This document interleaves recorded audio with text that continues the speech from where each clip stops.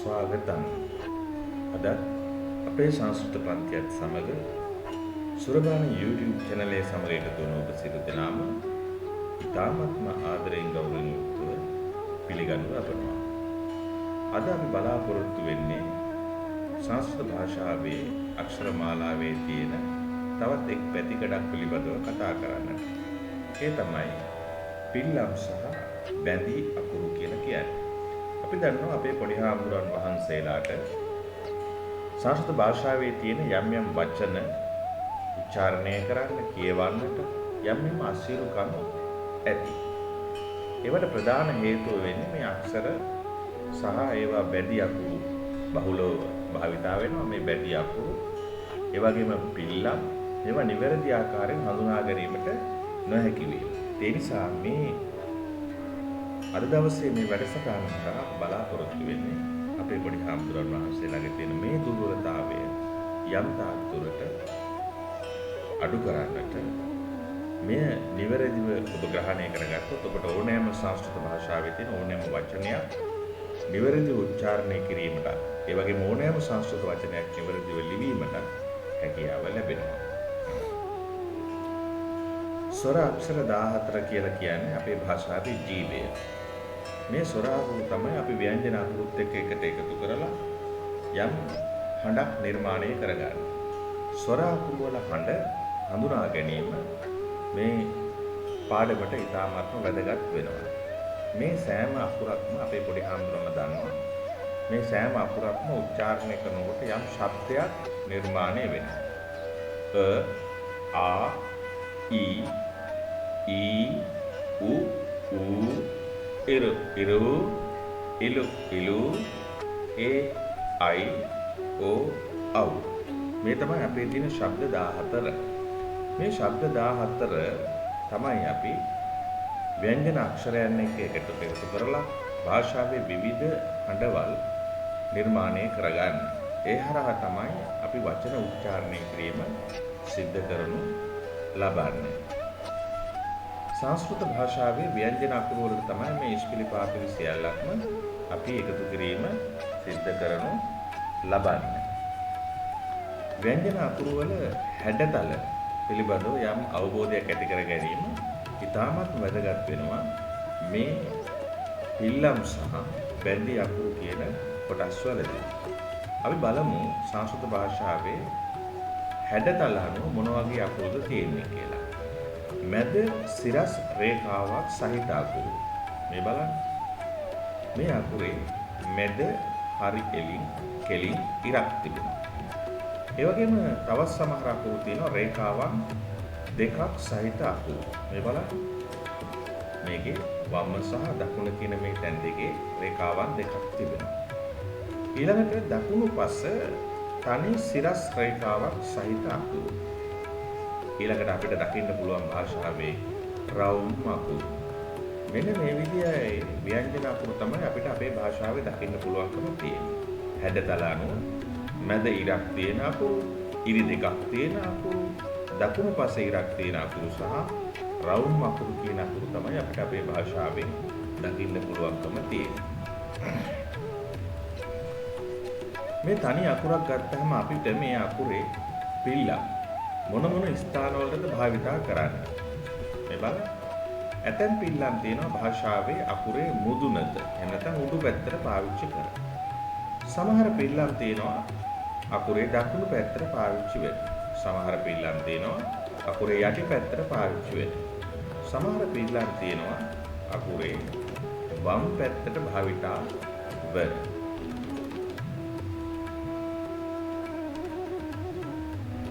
අපි දැන් බලමු පිල්ලමක් නිර්මාණය වෙන්නේ ව්‍යංජන අකුරකට යම් ස්වර අකුරක් එකතු කිරීමත් එක්ක. මේ බලන්න පොඩි හාමුදුරනේ.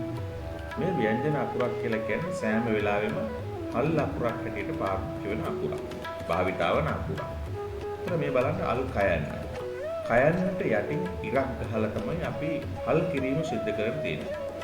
ඕනෑම අකුරක් අපිට හල් කරගන්න ඕන නම් ඒක බදින්න නැතුව සංයුක්ත අකුරක් හැටියට ලියන්නේ නැතුව හල් කරගන්න අවශ්‍ය නම් අපි කරන්නේ පොඩි හාමුදුරනේ ඒ අදාළ අකුර යටින් මේ විදිහේ ඉරක් ගන්න එක. එතකොට ඒක හල් අකුරක් බවට පත් වෙනවා. මේ අල් කයන්නට අපි එකතු කරනවා ස්වර අකුරු මාලාවේ අයන්න කියන ශබ්දය. එකතු කරපුවාම මොකද වෙන්නේ? අර අක්ෂරය හල් කිරීම සඳහා භාවිතා කරපු පිල්ලම තනි ඉර ඉවත් වෙලා යනවා. ඒ වෙනුවට අපිට ක කියන අක්ෂරය ලැබෙනවා. බලන්න ක අක්ෂරය උච්චාරණය කරන ක අග අයන්නක් අපිට ඇහෙනවා. ඒතර සෑම අකුරකටම මෙන්න මේ විදිහට අයන්න එකතු කරපුවාම පූර්ණ අකුරක් අපිට ශබ්දයක් සහිත අකුරක් නිර්මාණය වෙනවා. ඒතර හල් අකුරක් බවට ඕනෑම ව්‍යංජන අකුරක් හල් අකුරක් බවට පත් කර ගන්න නම් අපි කරන්නේ මේ වගේ ඉරක් අකුරට යටින්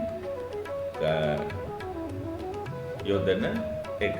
එහෙම යොදපුවාම අපිට ඒ අකුරේ ව්‍යංජන අකුරු නිර්මාණය කරගන්න එහෙම නැත්නම් හල් අකුරු නිර්මාණය කරගන්න පුළුවන්. නම් මතක තියාගන්න. අල් කයකට අයන්න එකතු වුණාම ක කියන ශබ්දය හැදෙනවා වගේ භාෂාවේ ඕනෑම අකුරකට අයන්න එකතු වුණාම ඒ අදාළ හඬත් එක්ක කියන ශබ්දය එකතු වෙලා පූර්ණ ශබ්දයක් අපිට නිර්මාණය කරලා දෙනවා. අල් කයකට අයන්න ච, අල් කයකට අයන්න ට ආදී වශයෙන්. ඊළඟට ස්වර මාලාවේ තියෙන දෙවෙනි අකුර ආයන්න. බලන්න පිල්ලම හැටියට තියෙන්නේ තනි ඉරක්. ඒතර පිල්ලමත් එක්ක අපි පාවිච්චි කරද්දී අකුර මේ පිල්ලම අපි අකුරේ දකුණු පැත්තට තමයි භාවිතා වෙන්නේ. හොඳට මතක තියාගන්න. අල් කයකට ආයන්න එකතු කරපුවාම කා කියන ශබ්දය එනවා. අපිට ඕනෑම අකුරක් කා, ගා, සා, ටා, මා ආදී වශයෙන් ලියන්න ඕන. අදාළ ව්‍යංජන අකුරත් එක්ක දකුණු පැත්තට තනි ඉරක් භාවිතා කරපුවාම එම ශබ්දය එම හඬ අපිට නිර්මාණය කරගන්න පුළුවන්. ඒ නිර්මාණයේ ඒ හඬ අපිට ඇවිල්ලා තියෙන්නේ ආයන්න එකතු වීම නිසා.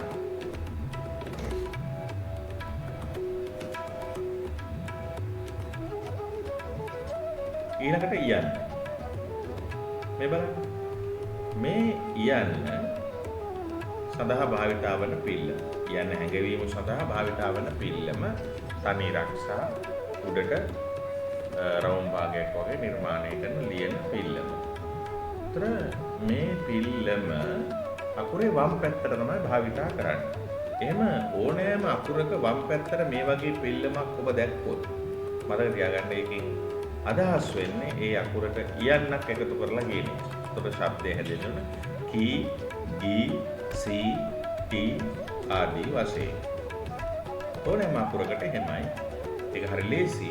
එක අකුරක් ඉගෙන ගත්තාම අනිත් සෑම අකුරකටම මේ ආකාරයටම අපිට භාවිතා කරන්න පුළුවන්. ඊළඟ ස්වර අකුර ඊ යන්න අර අපි කලින් භාවිතා කරපු පිළිවෙලම තමයි. නමුත් වෙනසක් තියෙනවා මෙහි. කලින් රස්ව අකුරේදී කියන්නේ යන්නේදී අපි වම් පැත්තට පිළිවෙල භාවිතා කළා.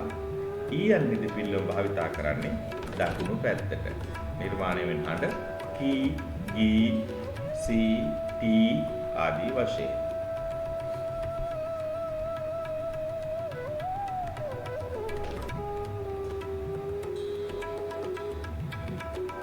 ඊළඟ ස්වර අකුර යන්න. ඌ කියන ස්වර අකුරේ පිළිවෙල තමයි මේ තියෙන්නේ.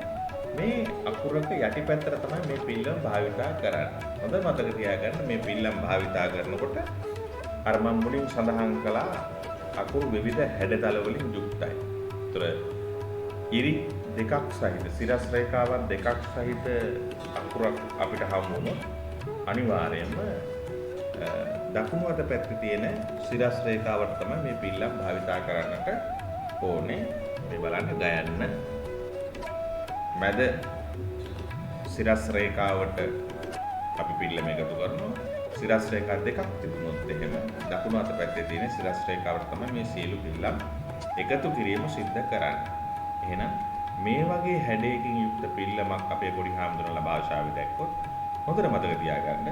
ඒ උයන්න එකතු වූ බව හැඟවීම සඳහා කු, ගු, සු ආදී වශයෙන් හඬක් නිපදවා ගැනීම සඳහායි ඒ අකුරු ඒ පිළිලම යොදලා තියෙන්නේ කියන එක.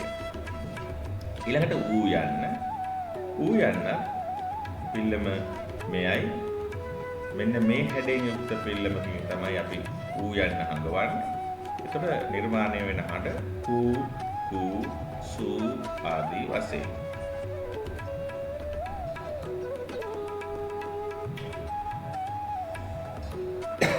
ඉරු යන්න. ඉරු යන්න සඳහා භාවිතා කරන්නේ මේ ඉරු යන්නේම කොටසක් තමයි අපි භාවිතා කරන්නේ. ඉරු යන්න තුල තියෙන මෙන්න මේ පිල්ලම් කොටස තමයි අපි පිල්ලම හැටියටත් භාවිතා කරන්නේ. අකුරේ රේඛාවේ යටිපැත්තට තමයි මේ පිල්ලමත් භාවිතා කරන්නේ. නිර්මාණය වෙන හඬ ක්‍රූ ග්‍රූ ආදී වශයෙන්.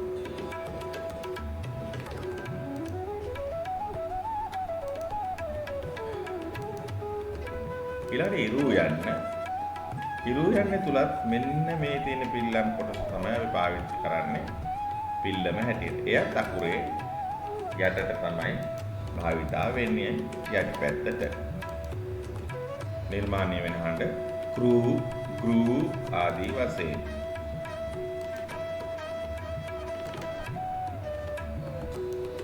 ඊළඟ ඉලු යන්න භාෂාවේ බොහෝම අඩුයි මෙවැනි වචන අපිට හම් වෙනවා. පිල්ලම හැටියට පාවිච්චි වෙන්නේ මේ ඉලු අකුරම තමයි. විශේෂ පිල්ලමක් නැහැ. මේ ඉලු අකුරම අදාළ අකුරට යටින් ලියන එක තමයි අපි සිද්ධ කරන්නේ. ටිකක් කුඩාවට. ක්ලූ. ඉලු යන්න එහෙම්මමයි. ඉලු යන්න අපි පිල්ලමක් හැටියට භාවිතා වෙන්නේ නැහැ. මෙන්න මේ විදිහට ඒ අදාළ අකුරම පොඩ්ඩක් යටින් කුඩාවට ලියන එක තමයි කරන්නේ. ඊළඟට එයන්න. මේ බලන්න අකුරේ උඩට මෙන්න මේ විදිහේ පිල්ලමක් අපි දැක්කොත් ඒකෙන් අදහස් කරන්නේ ඒ කියන අක්ෂරය ඒ ස්වරයට ව්‍යංජනයට එකතු වෙලා කියලා. මේ පිල්ලම් එකතු කරනකොට අපේ පොඩි හාමුදුරුවෝ මතක තියාගන්න. අපි අතින් ලියන වෙලාවට මෙන්න මේ මැද සිරස් රේඛාවට කෙලින් හැම වෙලාවෙම මේ පිල්ලම් භාවිතා කරන්න උත්සාහ කරන මේ මැද සිරස් රේඛාවට කෙලින්.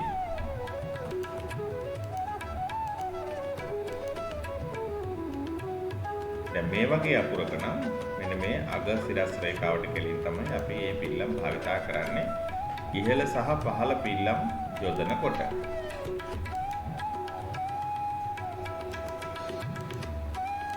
ඊළඟ අයි අකුර.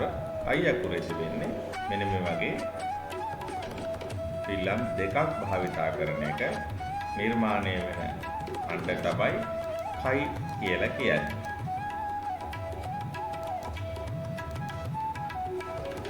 ගයි ආදී වශයෙන්.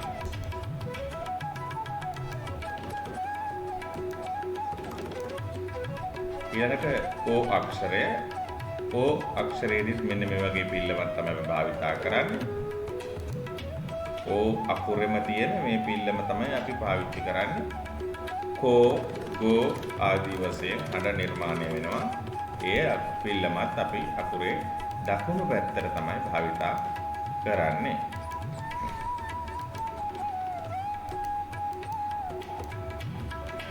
ඊළඟට පොඩි හාමුදුරනේ අවු අකුර. මේ බලන්න අවු අකුරේ තියෙන මේ පිල්ලමම තමයි අවු කියන ස්වරයේ තියෙන මේ කොටස තමයි පිල්ලමක් හැටියට යෙදලා තියෙන්නේ. ඒතර කව් කියන හඬ යෙදෙනවා. එයත් අකුරේ දකුණු පැත්තට තමයි භාවිතා කරන්නේ. එතකොට මේ පිල්ලම් වලට අමතරව අපේ ව්‍යංජන අකුරු මාලාවේ තියෙනවා අනුස්වාරය. නේද? අනුස්වාරය පිල්ලමක් හැටියට පාවිච්චි වෙනවා. ඉතින් මෙතන හොඳට මතක තියාගන්න පොඩි හාමුදුරනේ අල් කයන්නට අනුස්වාරය එකතු කළ පමණින්ම මේ කං කියන ශබ්දය ඇහෙන්නේ නැහැ. අල් කයන්නට ඉස්සරලාම අයන්න එකතු වෙලා තියෙනවා. ඒකෙන් තමයි කයන්න හැදිලා තියෙන්නේ. ඉතින් ඊට පස්සේ තමයි අනුස්වාරය එකතු වෙලා තියෙන්නේ. මේ අනුස්වාරය එකතු කරනකොට අපේ පොඩි හාමුදුරලා මෙන්න මේ සිරස් රේඛාවට කෙලින් එකතු කරන්න මතක තියා ගන්න. එය අනුස්වාරය අකුරේ ඉහළට තමයි භාවිතා කරන්නේ. ඊළඟ විසර්ගය. විසර්ගය අපි අකුරේ දකුණු පැත්තට භාවිතා වෙනවා. මේ විසර්ගය එකතු කළ පමණින් මේ ශබ්දය නැගෙන්නේ අල් කයනට අයන්න එකතු කරපුවම ක හැදුණා. එයට විසර්ගය එකතු කිරීම නිසා තමයි ක ග ආදී වශයෙන් අකුරු නිර්මාණය වුනේ. දැන් මෙන්න මේ විදිහට ගත්තාම මේ සියලුම ස්වර වලට හඬ තියෙනවා. කකා කිකි කුකු කෘ කෘ ක්ලු ක්ලු කේ කයි කෝ කව් ආදී වශයෙන් අපිට ඔන්න අකුරු භාවිතා කරන්න එහෙම නැත්නම් ස්වර අකුරුත් එක්ක ව්‍යංජන අකුරු එකතු කරලා අපිට යම් හඬක් නිර්මාණය කරගන්න පුළුවන්. ඒ හඬ ලිවීමේදී අපි පිල්ලම් භාවිතා කරනවා. දැන් මේ අපි භාවිතා කරන පිල්ලම් මොනවද කියන එක පිළිබඳව අපි අවබෝධයක් ඇති කරගත්තා. නැවතත් මම අපේ පොඩි හාමුදුරන්ලන්ව අර මුලින්ම පෙන්නපු කොටසට රැගෙන යනවා මේ අකුරු වල හැඩතල පිළිබඳව. මොකද මම මෙහෙම කරන්නේ අපි දැන් ඊළඟට බලන්න යන්නේ කොහොමද අක්ෂර බන්ධනය සිද්ධ වෙන්නේ. එහෙම නැත්නම් බැඳී අකුරු ලිවීමක් කොහොමද සිද්ධ කරන්නේ කියන එක පිළිබඳව. ඒතර මැද සිරස් රේඛාවක් සහිත අකුරු තියෙනවා. රේඛාවන් දෙකක් සහිත අකුරු තියෙනවා. දකුණු පස් සිරස් රේඛාවක් තියෙන එකක් අකුරු තියෙනවා. ඒ වගේම සිරස් රේඛා නැති රවුම් අකුරු තියෙනවා භාෂාවේ. මේ අකුරු කොහොමද තවත් අකුරක් එක්ක බන්ධනය කරන්නේ? දකුණු පස් සිරස් රේඛාවක් සහිත අකුරු වලදී සිද්ධ වෙන්නේ දකුණු පැත්තේ තියෙන සිරස් රේඛාව ඉවත් කරලා අක්ෂරය බන්ධනය කරන එක. දැන් බලන්න මේ මයන්න ගත්තහම මේ මයන්නේ තියෙනවා පොඩි හාමුදුරනේ. මෙන්න මේ පැත්තේ ඉරක්. අපි මේ අකුර බන්ධනය කරන්න ඕන වෙනකොට මේ ඕනෑම අකුරක් ගත්තාම මෙහෙම දකුණු පැත්තේ ඉර තියෙන ඕනෑම අකුරක් ගත්තාම මයන්න විතරක් නෙමෙයි. දකුණු පැත්තේ ඉර තියෙන ඕනෑම අකුරක් ගත්තාම ඒ ඕනෑම අකුරක් මෙන්න මේ තියෙන රේඛාව ඉවත් කරලා දාපුවහම අපිට ඉතුරු වෙනවා මෙන්න මෙහෙම කොටසක්. අන්න එයාව තමයි අකුරට බන්ධනය කරන්නේ. මේ රතු පාටින් පෙන්ලා දීලා තියෙන්නේ අල්මයන් දම්පති දයන්න අල්මයන් වයන්න තියන්න දම්පති.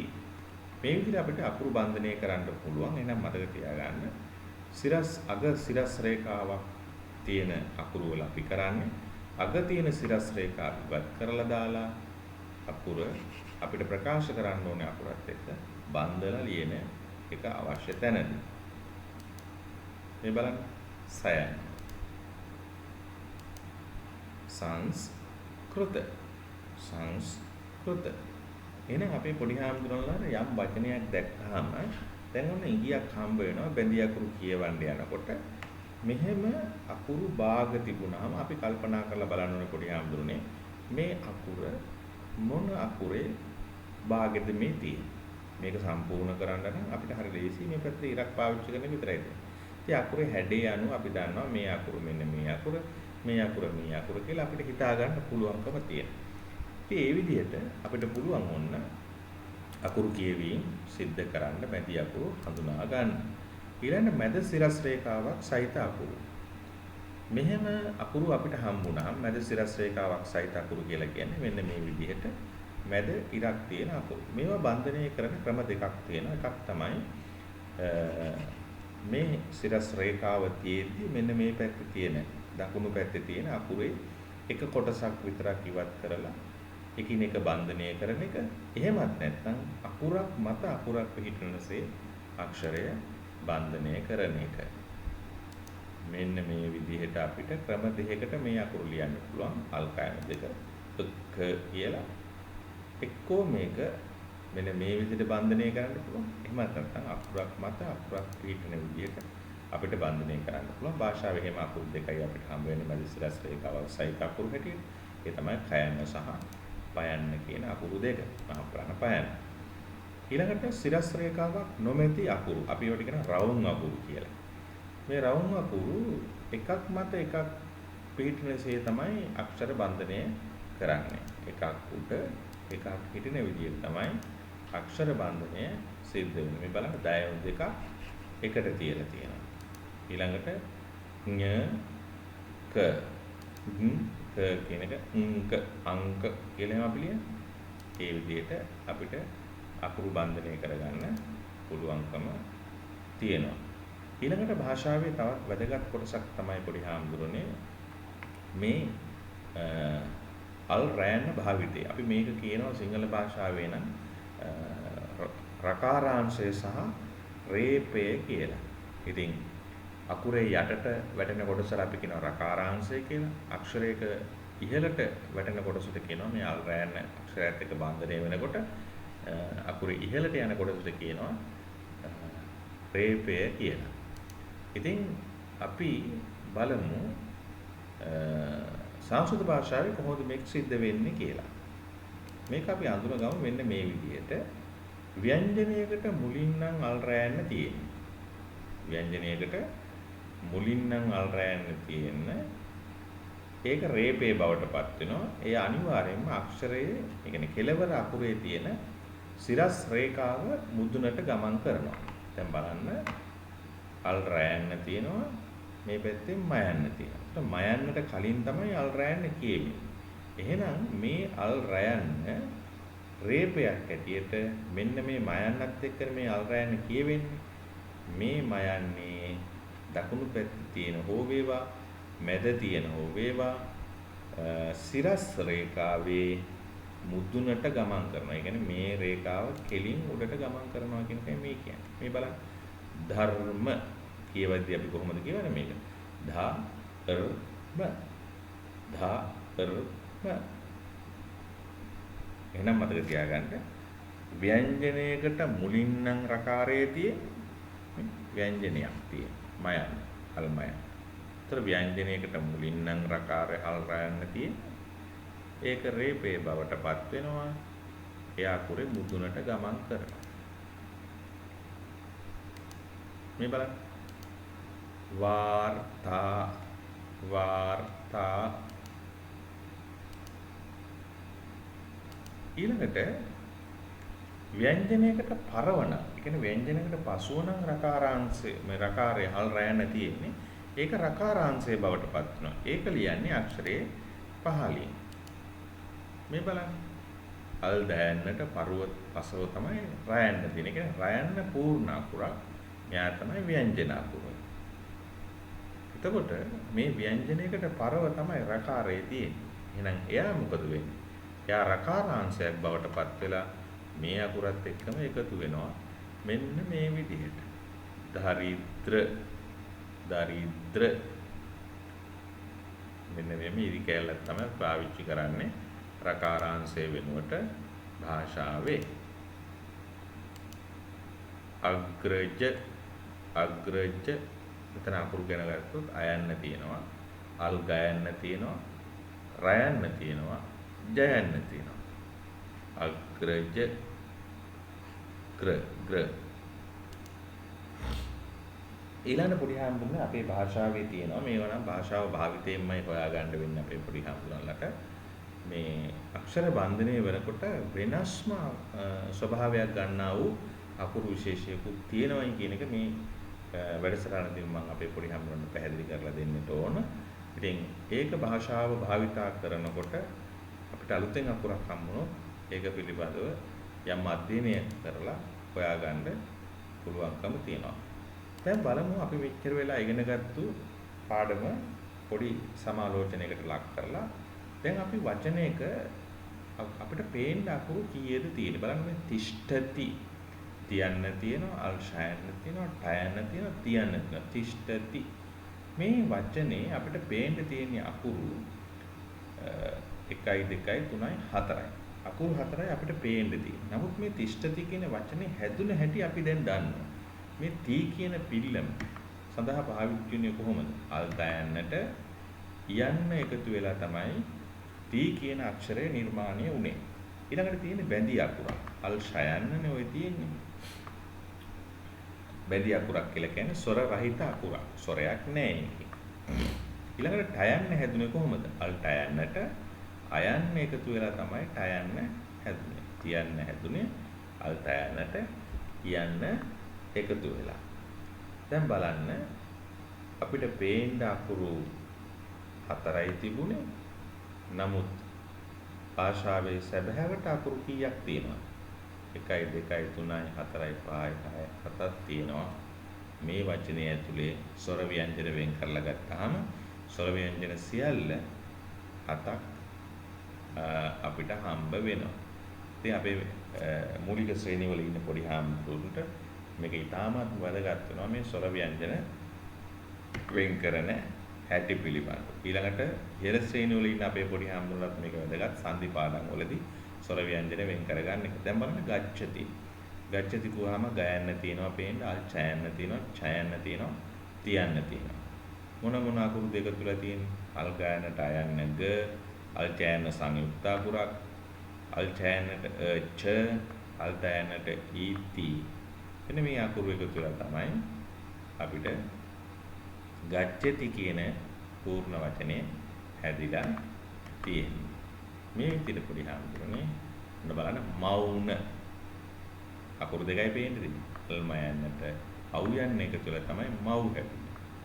අල් යන්නට අයන්න එක තුල තමයි න හැදුනේ. එහෙනම් මෞන කිව්වහම පේන්න අකුරු දෙකයි හැංගිච්ච අකුරු දෙකක් තියෙනවා. ඒ හැංගිච්ච අකුරු දෙක තමයි ස්වර අකුරු දෙක. ඒ දෙන්න එළියට ගත්තොත් එහෙම අකුරු හතරක වචනයක් බවට පත් වෙනවා. කපෝත අල්පයන්න ධන අල්පයන්න ධන ඕ අල්පයන්න ධන වචන තුනයි අකුරු එක වචනේ අකුරු තුනක් පේන්න තියෙනවා. නමුත් නොපෙනෙන අකුරු තුනත් එක්ක අකුරු හයක් බවට පත් වෙනවා. ඉතින් පොඩි හාමුදුරනේ අද දවසේ මේ වීඩියෝ වත් එක්ක එකතු වුණු අපේ පොඩි හාමුදුරන්ලා හැමදාටම ධන්‍යවාද කියලා ප්‍රාර්ථනා කරනවා. බොහොමත් මේ ස්තුතියි.